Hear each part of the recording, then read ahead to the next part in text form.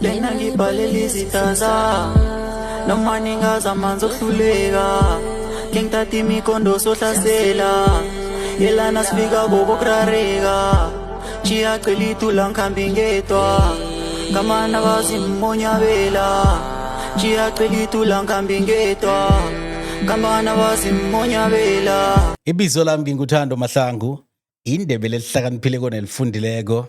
Bakwethu sikatangisa eGood Life Studios. Nawufuna ukufana nathi nasimniningwana. Ngikhuluma nawe nje sine studio se-FM ngale. Nawufuna ukurekhoda i-audio siyakwamukela.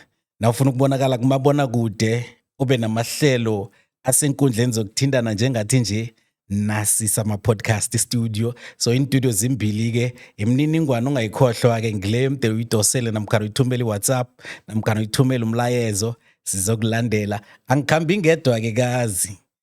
Kwanda Mzansi nangumntazana kaPhenyani lami ibizo ngincobile ngokwamasuku ohlala eTofontein eManalini.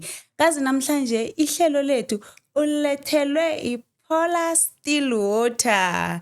Ngibo namhlanje abathe man sifuna niphole ehlizweni nemoyeni. Or kanjani mthandosi bayatholakala lapha ku R573 kune container.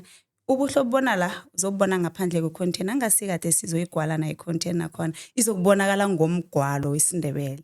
Sithokoze Jesa. Namhlanje sikhamba nomuntu omutsha mtloli mvumi producer mvezi yabona uhlala ngeScomplus ubuye esigoga Icho njalo ngelimi lesindebele. For sisi gijima siyale. Uzizwa njani ngamahlelo weKwekwezini? Nabantu ababaqachileko amachuguluko enzekile. Yey! Uzimuli Ndrebele. Ngathini? Ngentwana iGrootman elfocus. Ne. Yes. Ngathi mina ngingedwa ihlelo engimfuna kilo i9 to 12 bamenzeni bamthe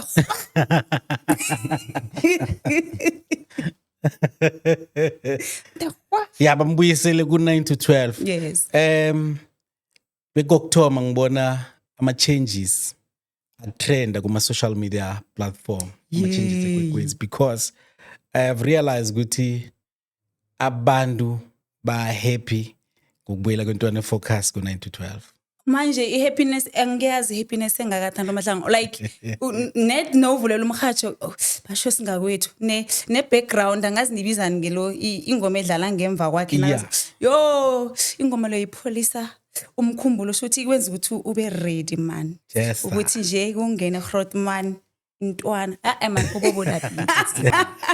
Yes no that one I mean, I think mina benze amachuguluko amahle le. Yeah. And then nothidi ke kana manganye uqashile again. That's a good one. Wow. It's been 20 years nangifunda istatement asikhiphile ukuthi yes. Ube nebhudango for 20 years ukhombisa ukuthi ibhudango lomuntu liyafezeka.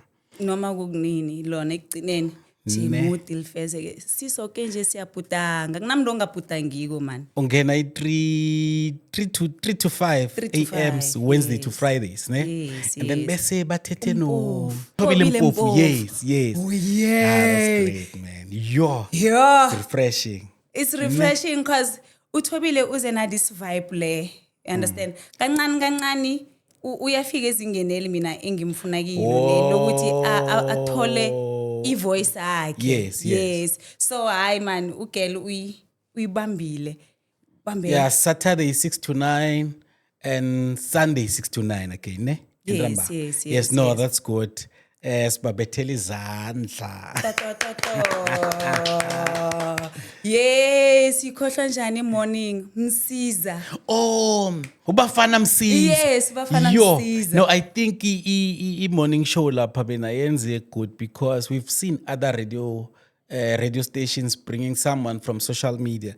For example, Gwala FM, they took Uvusi Mongwe. Bamfake ekuseni.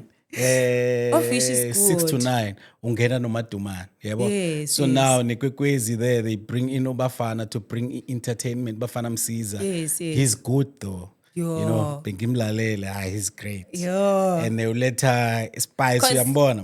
Uthethe that thing ayenza kuma-social media Ne. uyiletha ku-radio office is National good platform, yes yenza i-radio ibe na that wow and uyakhona ukunarrate istori sakhe kuhle uzibeka kuhle ngamananeko ukuhamba nayo yes No, that's good. Siyathokoza kwekwezi FM. Sithokoza khulu kwamambala. Thokoze. Let's Yes. introduce our guest. Kunzako Gwazani.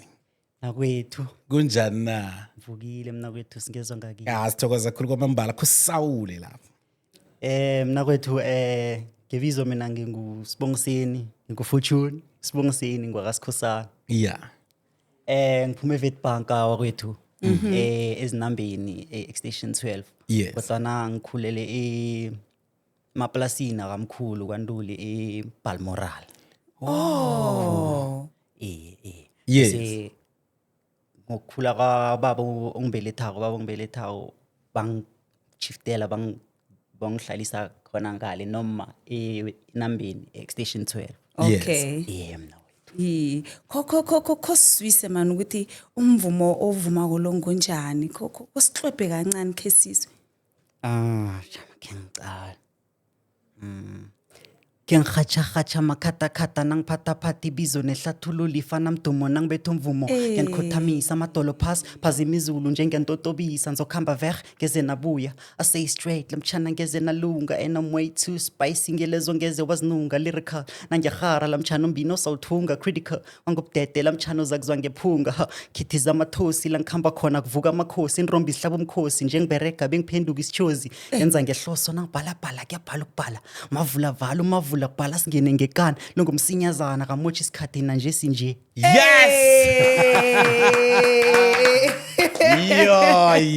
Yeah.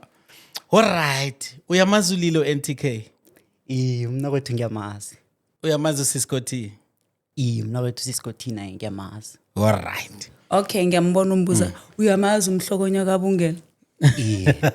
Yacha. Amatshata ngubo. Zabe ngikhuluma mala. Yeah. Amatshata ngubo. Cyprus Boys. Ngiyabazi. Okay. So now uthi ukhulelephi? Ngokukhula. Yeah. Ngokukhula mina kwethu mina ngikhulele khona eWitbank. Okay. Mara ukuthoma kodwana ngilibalele ngomara kodwana la ngithome khona Yeah. ukukhula kahle ngithomele eBalmoral kamkhulu wami eBalmoral. la kwabelethela khona ubaba ubaba lo ngibelethako Yeah. then ngamuvela to enambeni extension 12 eWitbank. Yes. Umuvela enambeni nje ke wafunda eBalmoral. Khula nangisho ukukhula ukuthi ngikhulele eBalmoral bingisalisana ngibelethele khona kanti nangikhulako ngithoma ukuhlakanipha bangifaka isikolo enambeni eWitbank. Okay. Ungaraga ke mina kwethu ngendaba yakho. So nangikhulako nje kube nento ezicala phasi zicala phezulu ngibathe ngibamba ngapha ngibambe ngapha ngibone nami ukuthi man angeze ngize ngikhona sengicedile nakho ukufunda isikole angeke ngize ngikhona ukuthi ngiqhubeke ngihlale nababelethi bami nakapha ngale kithi ePumalanga amakanzo ukuthi singaphumelela ngomvumo lo nanyana ukuthola ihelebhe ebantwini indlela lezo zivalekile ngale. So ngadecide ukuthi ngizokuyohlala nomalumami eJohannesburg njengoba nje ngivela khona eJohannesburg. Wondawana phe Johannesburg. Eduduza Springs. Okay. So ufuna ukuthi ePumalanga aniphumeleli ngoba nivalelekile namkha ngine eningafuna ukuba out there. Akusinjalo sivalelekile kona nenyinto futhi ungatsho nokuthi ngithe singafuna ukuphuma siye kibo abantu abo. Uthi uyeduduza nje. Mina. Kune angazi net bahlanganise ini bathi tsaduza or bahlanganisa iduduza netsakani angazi nani indawo engangenrathu zinrathu duduza itsakane masitjhaba ya mara kunenye edumileko man ningikhiphe ezinye zakhe zaduma ngazi net wena bese ufikile sibhale duduza asinamali angizazi Zazi lezo. ngifike wona unyaka lo ya okay manje kunze kugwazana sithena sikhulumako lapha wangitshela ukuthi ilimi lesindebele awukalifundi esikolweni bofunda liphi le isiZulu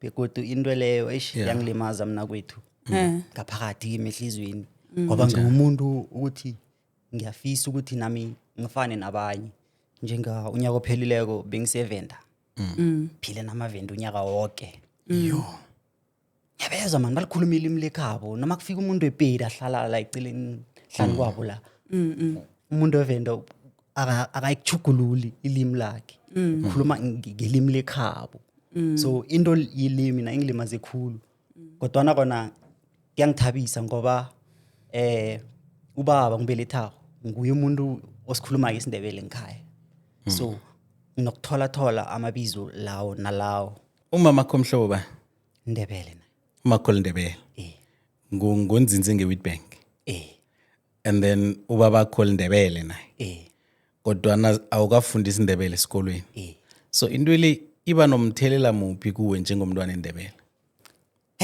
yangilimaza kakhulu mina kwethu ngombana cala msinje sihleli siku podcast sila nangithi ngiyalikhupha mhlawumnye ibizo elinye lesindebele or ke ngithi ngithi ngifuna ukuphendula udadewethu nangula ngithi ngiyalikhipha ibizelo ngisami ukuthi ngene emqondweni nami ngisho ukuthi konje mhlambe ngalikhipha konje lithini kanti hayi elinye lakhona alikho angilazi so iyangilimaza into leyo mina kwethu njengomvumi futhi kakhulukazi njengomvumi otlola ngesindebele ngilimaza kakhulu mina kwethu ngilimaza kakhulu Manje utlola njani ngesindebele ufunde isiZulu kunalawo uthola khona ehelebho this is my secret ngenye ifihlo le ngitlola ngeBhayibheli lesindebele uyakwazi ukulifunda lona ngiyalifunda serious yo angayitshejikile amabizo engwakhulumako or la ngatsho ukuthi ngiyawazi wesindebele amabizo engiwathola eBhayibheli amanye ngiwathola kuyibaba ongibelethako anyana nasemnyanyeni njengoba sahlangana eholweni yakhumbula ngiyakhumbula sahlangana eholweni ngibuza ukuthi uthini umuntu lo yana kathi chugululo yini chugululo angitshela ukuthi hayi chugululo mfana kababa ukuchange isikhulu so kukuthatha isikhathi singangani ukuthi ukhona ukufunda umtlolo otlolwe ngelimi lesindebele namkhana ukuzwa umuntu nakhuluma ilimi lesindebele litsengekileko ngithatha isikhathi eside khulu mina kwethu nanje ngisayilwa ipile sahlakahlakanayo kodwa nayi sakufika wona mara ngithathe iminyaka emine yo Tutu funde isiZulu from grade R to grade 12 grade 11 futhi ngoba ngisilisile vele isikolo ka grade 11 ama why isikolo ngisilisisa ukuthi kafikela linye Bhutango ngayo nento le Bhutango lenkosi Bhutango elicho ukuthi into eliya esifundiswa yona lapha esikoleni iyangilahla njani ngena njengaso isiZulu esimna kwethu mina ngisilizulu awusimzulu umkhulu nakuvela ubha ambethe umchocho lapha bona bathi uthwele yini bayibiza ngani konje mchele esikoleni lokho mchele nini ngifika eminyanyeni kamkhulu mhlamba kagogo nangomunye mbethu umchele loyo umchwechwe loyo mina ngithi hawu wena hamba umshweshwe wakho omuhle basho dayikhona cela amandebele mina kwethu ngabothi into le iyangilimaza then ga decide ukuthi azini mina njengomvumi umuntu othandana nento zamakhompyutha khulu ngoba nomvumo wenza ngekhompyutha le ngiyafunda nanje kodwana i-IT sengiphumile esikoleni sesifundisile ama-language siZulu Yes. So now abantu odlala nabo bebakhuluma liphi ilimi endleleni? Abaningi enambeni bakhuluma liphi ilimi la ukhulela i-Witbank ihlangahlangene khulu mna kwethu ihlangahlangene khulu kunamapedi Yes. kunamaZulu kunamaTswana Maswati Yo. isindebele bekuyimvela kancane sikhona basikhuluma usikhuluma nabo sisihlangene nesiZulu esa sesiyamocheka njengesamisi Yeah. Ilimi elukhamba uzifundisa lona. iye mna kwethu Nawufunda kutlola umvumo wakho utlola ngeBhayibheli ufunde. Oh. Okay. And then from eWitbank wamuva waya eDuduza. Umuva ngamuphi unyaka? unyaka wona lo mna kwethu 2026. Siku 2026 ne? yeah siku-2026 yeah Yo. ngimuve ngawona unyaka lo So ipilo yeDuduza nepilo Witbank enambeni ihluka kangangani? angeke ngize ngithi ihlukile mna kwethu kodwana Yes.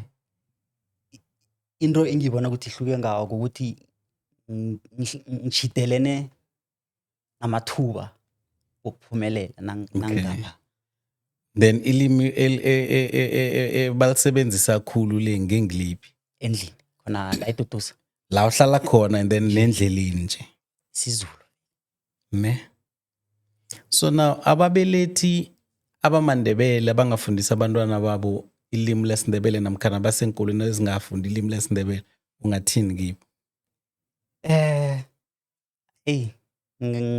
ngabakhalimela mna kwethu bakhalime ngoba umraro omkhulu lo ukuthi umntwana angazazi imvelaphi yakhe la aphuma khona umraro omkhulu So into leyo wena empilweni ku-affecte njani? ngilimaze khulu mna kwethu ngombana nangithi ngiyacala ngabe nje ngiyasazi isindebele or ngisifundile esikoleni ngazi nje yoke into nanyana lokho kuncanenyana nganamhlanje mhlamunye angikho la ngihleli khona or nganamhlanje ngangithole i-interview kwekwezi FM ngizwakala ukuthi umuntu lo lindebele nanoma ngikhuluma mna kwethu So umraro nawuthi wena uyaqala njengoba sowukhulile nje. mna kwethu Umraro kuhle ube kuphi ekutheni wena ungakhona ukufunda isindebele ngesikolweni and then nawufika ngekhaya ukuthi kungakhulunywa isindebele nendleleni ukukhuluma isindebele kodwa wena ulindebele. ikinga ithome esekutheni ubaba wakhe yena lo mzalako kuhle katangamazi so baba wakhulela kaNtuli eBalmoral Yes. lele khona ngisesemncane so ubaba makakhulela kaNtuli kaNtuli nakhona vele kukhuluma isindebele besikhona ngikhaya besikhulunywa kodwana eBalmoral Wow. ngoba bekunomkhulu kunogogo umkhulu awisele ingoma Yes. bese inkinga ithome nasimuvela eWitbank Yes. ngoba nasithoma simuvela eWitbank asifike sathola iinkolo zokuthi iinkolo zonke ezikhona around iWitbank la sifundisa isiZulu sifundisa isikhuwa isipedi isindebele abasifundisi Isipedi isipedi nesizulu. isiZulu isindebele asikho eWitbank nanje abasifundisi nanje asikho Okay. isikolo bese enye yezinto ukuthi ababelethi bami nabo angeke ngize ngithi isindebele abasikhulumi awa kona usikhuluma bayasikhuluma njengobaba mkhulukhulu nguye umuntu osikhulumayo uma lapho nalapho nje naye yazifanela nami sasifunda uyathinta lapho nalapho bese ubaba nguye umuntu osikhuluma kuhle isindebele Yena ube nalo ithuba lokuhlala naye. Khulu Okay. nanje sisahlala vele nokumfonela ngithinde emtatweni ngimbuza baba ngitholela inye ibizo lesindebele lana man basho chapulula kuyini ukuchapulula bese asho ukuthi mfana ukuchapulula into mayibophileko nawe soyikhumulako so uchapulula lo. at least nendima idlala ngoba uLilo NTK akakafundi isindebele esikolweni ufunda isingisi neAfrikaans, English and Afrikaans ya kodwana naye ukhonile ukubuya nganeno wabuya nakasitshela ukuthi isindebele sifunde ngeYouTube Google ama-episode esindebele abantu ama-video abantu abakhuluma isindebele nemivumo evuma ngelimi lesindebele bomajathangu boboSayplus so ngiyekhona ukumfundisa ilimi lesindebele umuzwa sekakhona ugijima ngalo nje yabo so ngicabanga ukuthi mhlambe na ungenza njalo kungakuhelebha esikhathini esiningi amara kuyinto engiyenzako vele mina kwethu le ngombana une-album enye bathi intuthuko yakwanzunza rope 1979 yo kade vele album akhona ingoma zakhona ngizimamela izika ngibukelile umna kwethu mawaza lapha ya bona izinto zesindebele ngihlale ngizicalile okay ngiyasilandelela khulukhulu so nje ubuhlala useduduza ilimi olukhulumako ngengiliphi uyachukuluka ukhulume le abayikhuluma ngale namkha usatsimelele esindebeleni ngeke ngize ngithi ngiyachukuluka ngombana umalumami lo ngihlala naye ngihlala nomalume umfowabo kamma ongibelethako okay yena ngwamthombeni ngesibongo okay uyasikhuluma isindebele naye lapho nala okay so ngithi ngikhaya la ngihlala khona nje khona la eSprings siyasikhuluma isindebele kodwa ngaphandle nangiphumela ngendleleni entradini hawa siZulu isikasi le language abekhona nawe uba mahlangana nekaselo ngiyalimazeka kodwa nabayikhuluma-ke into yabo leyo mina nginokuthi ukuthi hayi thinte isindebele sami kujame kancane yini ukujama manje ngisho ukuthi yima lapho okay net ukuthi njengoba nami ngingakasazi kuhle ngisengakasijwayele ngisikhulume fluently so awucabanga ukuthi noma ulapho ukakarele vele esindebeleni ukuthi nanyana kwenzakalani mina ngizoyiraga ukukhetha ukuthi ilimi lakho likhona ukujayela because angekhe likhona ukujayela wena ungakazijayezi hayo ninjalo so uplan ukwenzani ngalokho ngalokho mina into engiyibonile yona indlela yami lebi ngiyithathe yokuthi ngifunde iBhayibheli ngimamele ingoma zesindebele lezi ngibukele intori zakhona ngizazama ukuthi lokho ngisikhuluma nangitholile ibizo elitsha ngingalazi ngizabuza ukuthi hey ibizo elikhuyini man ngumuntu ofuna ukusazi isindebele ngumuntu ofuna ukusikhuluma isindebele ngelinye lamalanga ibizo lijamele ukuthini litsho ukuthini so ngathi ukuthi ngizakwenza njalo Intombi endebele.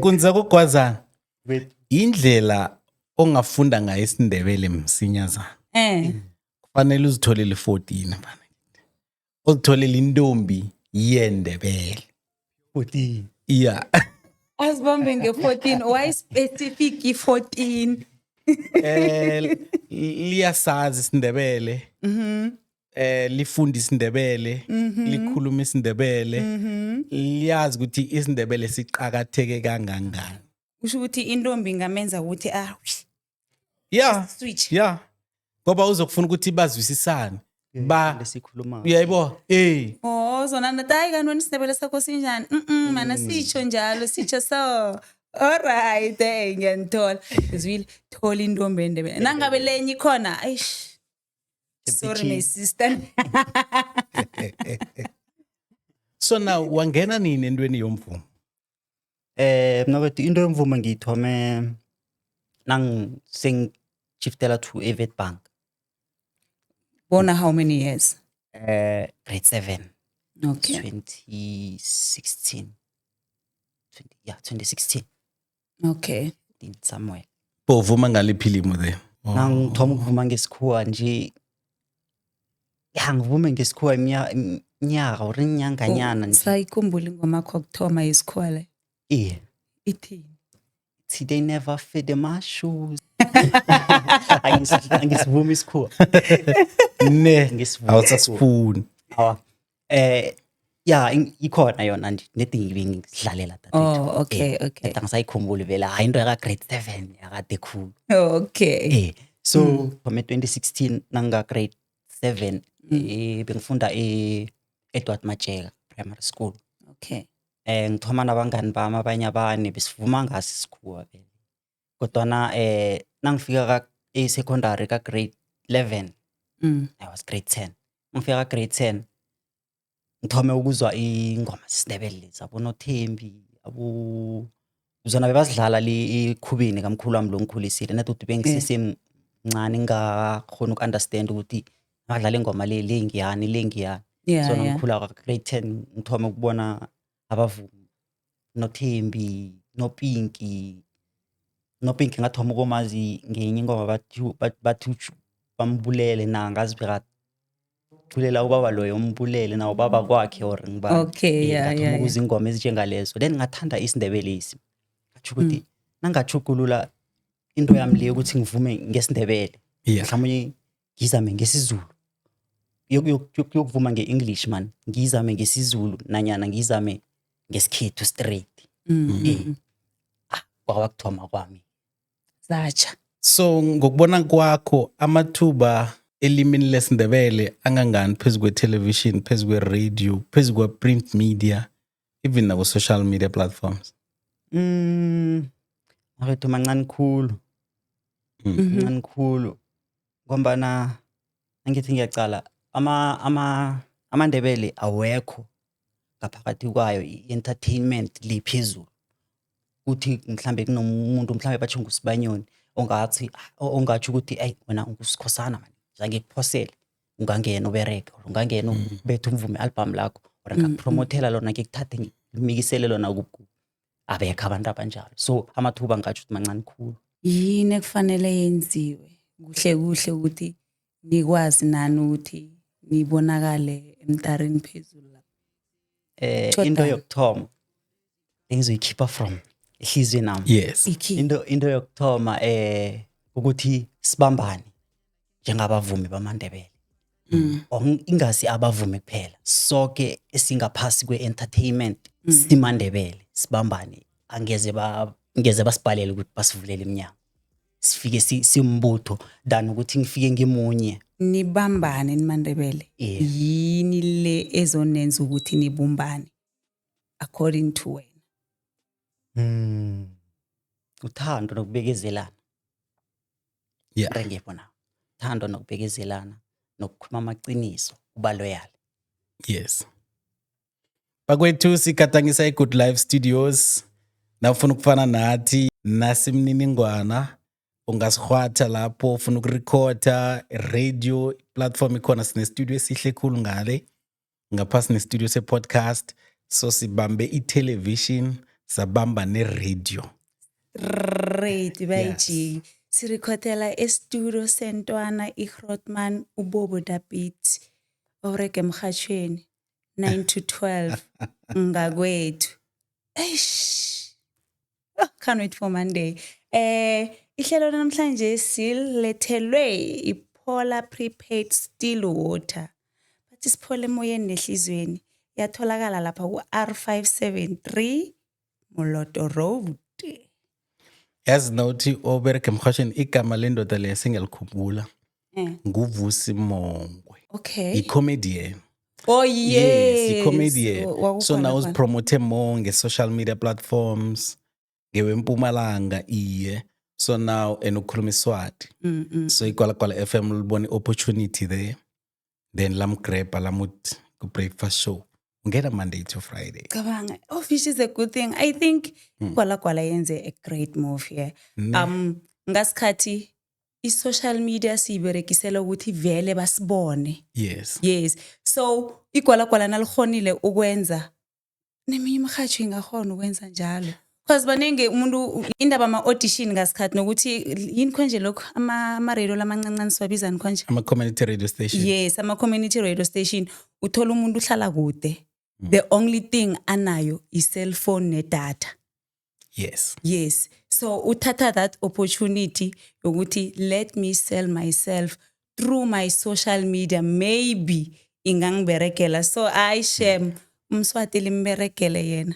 Samhalalisela. Halala. Yeah, I've seen Cozy FM likhona lemthethe Ku social. yeah, kuma social. Wow. Ne Gagas FM Wow. inayo lemthethe kuma socials ungena I think 1 to 4 na. 1 to 4. Asakhumbula. Yeah, 1 to 5. One. Because ulinda sibiya ungena 5 to 6 ekseni. Konjani ulinda 1 sibiya? a.m. Wow. Yes. Hey, Ulinda Sbiya is back on radio. Yay. Yo, man. Amaphupha yafeze. Yeah, mara there's one thing elilisa abantu elilisa amazulu. DJ Scemeza is gone. Gone. Yeah, he was doing a breakfast show ku Khosi FM. Azange bamnikele contract etsha. Kalake. Ukhozi. At least bona ingathi there's Ukhozi Yes. and Igagasi. Igagasi nangabe liyamhloka. Lingamberegisa. Ne. Yes. Yeah, well, that's true. Hey. Ana what is that? Radio 2000 Dr. Oquli Gospel. Dr. Dumi. Yeah. Oh yes, Radio 2000 nayo ithethe Dr. Dumi. Dr. Dumi doesn't have a broadcasting experience, but they took him as well. Yes. Net for ukuthi maybe azokhona ukumaintaina that i-Sunday le ekseni ukuthi Mara thethe no Semi Fever. That guy, yeah, it's crazy. Yeah. yeah mara So yeah. amanye wawo I'm here why uhleka No, uhleka I'm happy, but anyway, Usemi Fever, he was once on Metro FM. okay And then wenza namahlelo TV. Nemotsweding. Totally, yeah. oh No, my we need question- someone like Semi yeah Fever. my question now sengithi Yes. Grootman Grootman Okay. sinaye umhathi kho wabereka Metro when ayo Oh, other national stations yeah except other Ikwekwezi. except ikwekwezi mara obuya ngakukwekwezi ukho wabereka ikwekwezini then nakaphuma ekwekwezini achide aye komunye umhathi yenzeka le yenzeka Bathe ngiyamcabanga. Ne, Mara Grootman, while umcabanga, Yagcina we do ngombuzana. have someone ophume wait, from wait, ukuthi Ikwekwezi. television yes television and umbuzana it Yeah, was Mbuzana was on television television. Onofish was great umuzwa ngaku radio then after radio nangiya sombona hlele sofeni lapha like ubane No, Nathi was there as well. Yes, Oh, now he was on yes, television. Nathi was on television. Great. Yini konje yini hlelo la? Beka continuity present. Continuity present. And then waba ku-Ses Corner. Yes, Unathi. seskhona. Yes. Then ngaphandle kwethu le. We have a producer, Grootman. I think they producela ishow kaMatwetwe. Puchaza Sibiya. Usuke kwekwezini une-show ku-702 now, Sundays. Oh. No, bengicabanga ukuthi mhlawumbe umhathi. Mina Umhathi. ngikhulumisa vele ngifuna yomhathi ukuthi Ne. yes. Fana yo marintwana le eksele minonga. Ubobo David. No, ngisaba ukuthi ngubongani Mthombo. Acho kwekwezi. Hey, umhathi kwekwezi FM. Ubobo David. Yes. Asuke ngakukwekwezi.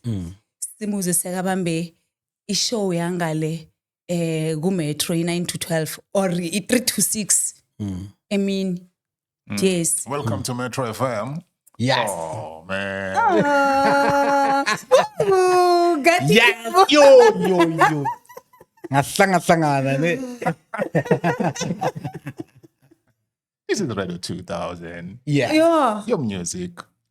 Your memory. Our memories. Your music, our Yeah. memories. Yeah. Something like that, eh? Yes, but our music, your memories. Yeah. Our music, your Our memories. music, your memories. Yes. Sathi utendala Yeah. So yes, Kunse Kokwazana, what's your take about the media space man namandebele like uNcobile bekasho ukuthi no azange sibe na someone uphuma ngaphangene Ngene ngapha. aphume ngaphangene ngapha just like uSemi Fever njengoba uRothman bekatsho Yeah. yes ubuya kuMotsweding ewaba kuMetro nje ku2000 Yeah. I think I'm not sure net njenge YFM yabo but he's been on all those radio stations bahatsha ngesingisi abuya hatshe ngespitora abuya hatshe Yeah, yabo understand. yes Yeah, but now angithi ngile phuzu elivezwa yikunza kugwazana ukuthi ilanguage ne ilimi licakatheke kakhulu kwamambala ngoba kaningi uthola ukuthi umuntu uhlala ekwazini isindebele kwaphela. Nakufanele ayongena ehlangothini lomhatsho ofana neThobela kufanele akhulume iSpedi. yes Akasazi. Kufanele akhulume isiZulu yekhozi akasazi. Uzakhumbula no DJ Sbu wakhe wahatshe ekhosini. yes Ngesizulu selokishini. yes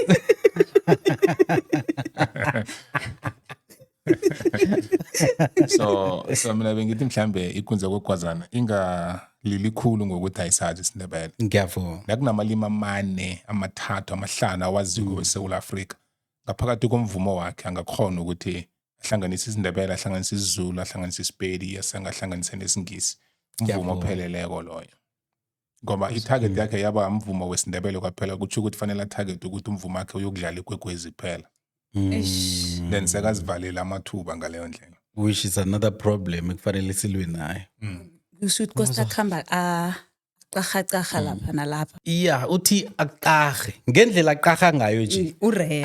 aragele phambili nasifundisa ilimi lesindebele mara aqahe ngendlela aqaha ngayo nje then bekufike la ayibetha khona ngelimi lesindebele or afaka isindebele nesingisi or afaka isindebele yabo mara Okay. yena uyazazi ukuthi unzinzi la Okay. yabo Ngisesenombuzo munye for. abuye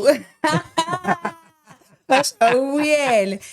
Manje Grootman ungakhona ukuswitcha from isindebele to English. mina Ilimi even to likaJoy. Afrikaans. even to Hayibo! Afrikaans. yes No, mina- Ngaku kuJacaranda mus you can go to Jacaranda. Yeah. FM. and kulula khulu ukuhatsha ngesingisi ngoba na-ke ucale musimedia pheze yonke ikhuluma ngesingisi Exactly. so ukuyohatsha ngesingisi uyokufana nomuntu omosofunda into esele ikhona Yes. thina-ke kithi kubudisi khulu ngesindebele ngoba nafanele uchugulule ilwazi oluphetheko ulilethe esindebeleni Oh yes. Kongihatshele kayiwani ngesikhuwa. Ngifuna ukuzwa ukuthi iphimbelo kusayobangilo namkha isikhuwa esilothi. No, fanele kube ne-accent encane nje etshengisako ukuthi ngathi mhlawumbe ubuya lapha enkolweni zabo Saint what. yes Yes. yes Yeah. Growth is beautiful, but no one tells us how lonely it feels. Let's talk about why growth feels so lonely. When you start growing, you change. Your priorities shift. Your conversations change. Your tolerance for chaos decreases. And not everyone grows with you. Some people will misunderstand you. Some will feel uncomfortable around the new you. Some will leave, not because you became better, but because you no longer fit the version they were comfortable with. Growth requires separation, not isolation, but alignment. God often moves distractions before he reveals direction. Loneliness in growth does not mean you are doing something wrong in life. It means you are evolving. You are becoming disciplined. You are not losing people. You are gaining clarity. And yes, it hurts. Outgrowing old versions of yourself feels like grief. But staying the same will cost you your future.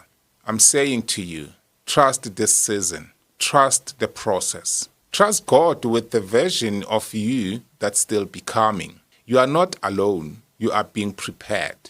It will be great to hear from you. Drop us a comment and tell us how growth have affected you, how change have affected you, how becoming a better version of yourself have introduced you into loneliness. But you realize later that actually I was growing. This is the Life Therapy series. Healing takes time. Growth takes courage. And you are becoming. Kodwana-ke kulula kakhulu. It's good morning, South Africa. Welcome to it. My name is Bongani Mtomboti. We have some good music, good conversations. In the meantime, you can send us or drop us a voice note. Our lines are open. Wow. Yo.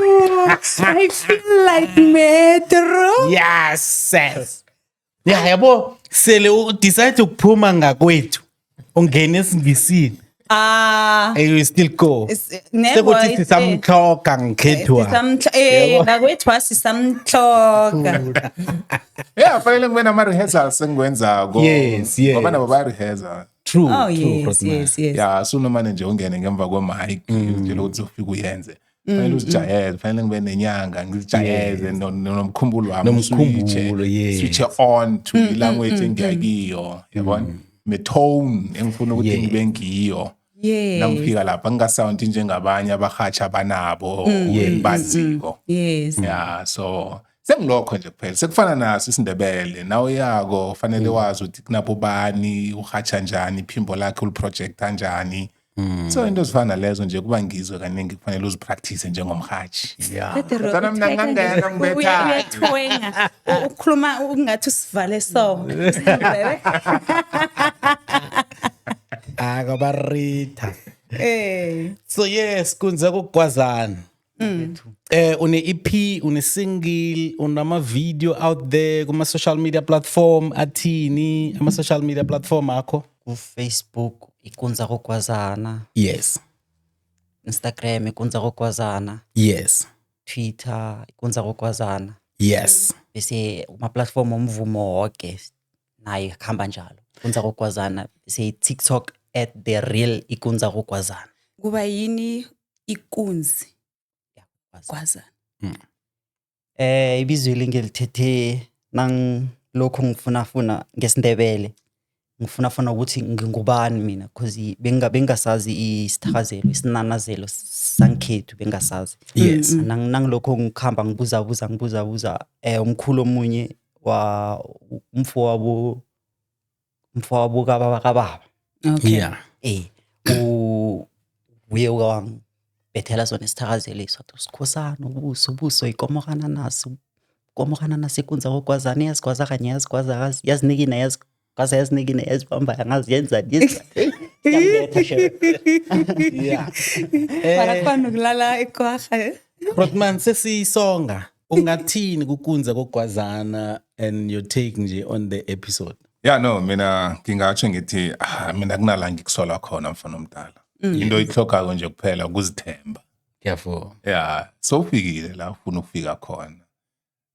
Ilimi lingakuthwenya. Enye into engikarileko ngayo ukuthi amagama afuna ukwazi wesindebele owatsubhula eBhayibhelini. Yeah, lokho kukodwa kuyakutshela ukuthi kunenge sizokuthola kuye ngoba ngelinye ilanga uzokufunda iverse.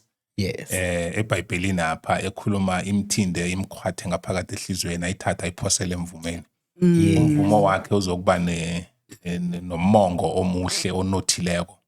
Yeah. So ngicabanga ukuthi nje zijayeze ngaleyo ndlela yokutsubhula eBhayibhelini. Nongathola godu nama textbook wesindebele. Yes. Sikhuluma nje sinencwadi ezihloliweko ngelimi lesindebele. Kufanele uzisebenze. Ngithe uthando ngiphathele iqanda lisithole. Oh, ngilibambe ngalisa. Ne. Yes. Yatimana. Funa ukunotha Azokuphathela. Nifuna ukunotha nodwa. And nami ngibambe kayili. It's true. Incwadi le. Ngento fanele Yes.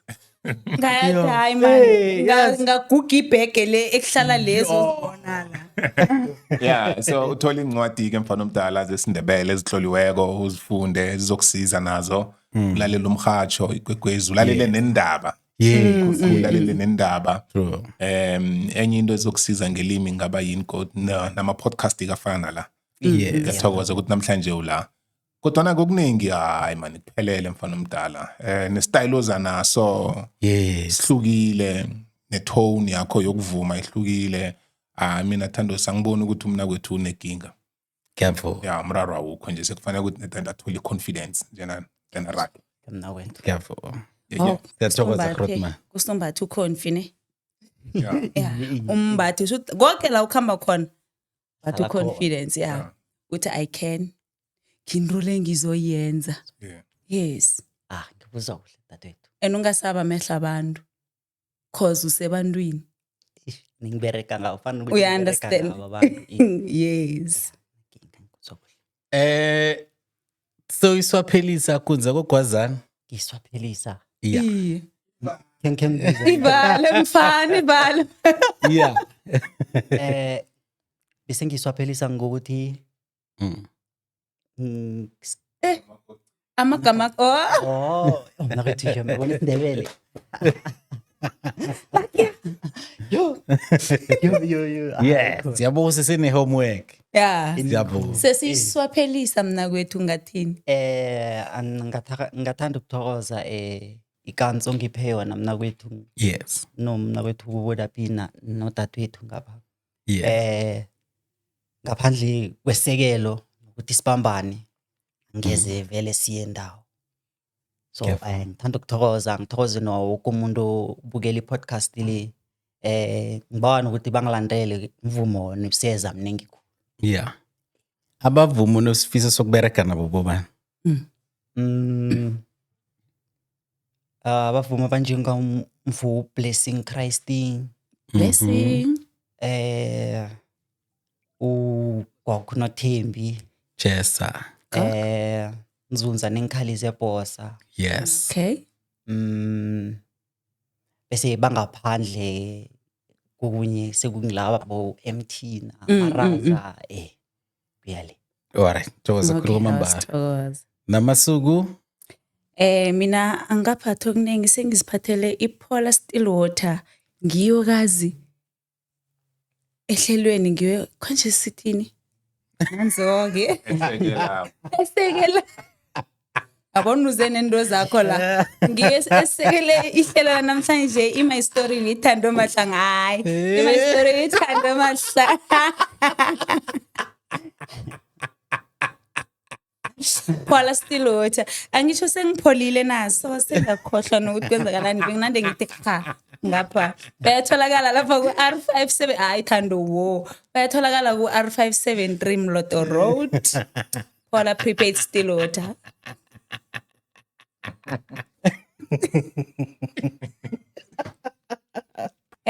wamomberego bawo simningi ni namhlanje ngithi ngePolar Stillwater ngiba basilethele ihlelo la namhlanje kuma story withando mahlangu njoba ngi-co-host akho Nqobile Masuku umntazana ejamu unaphenyana osithobileko ubuhlobona la buyatholakala la ku 079 084 7562 Bakwethu sigadangisela eGood Life Studios.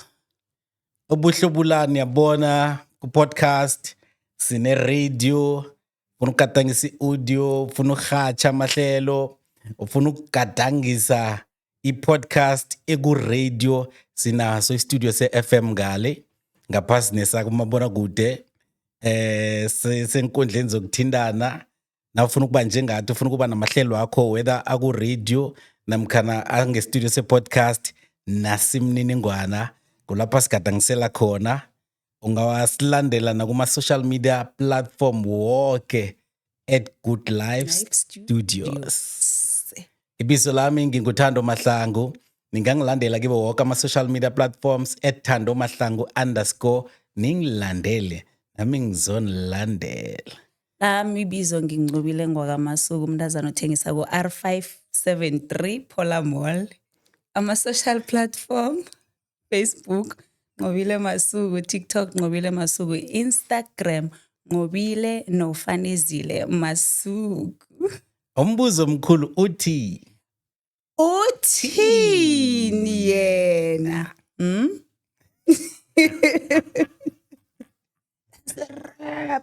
Yes. Yes. Thando Mahlangu ilizwi lesintu indodana yomhlabathi sithi khubeka ungaphela amandla amandebele azophumelela siyakukholwa Thando Mahlangu Thando Mahlangu umvikeli wesiko umphakamisi welimi sifundise sikhumbule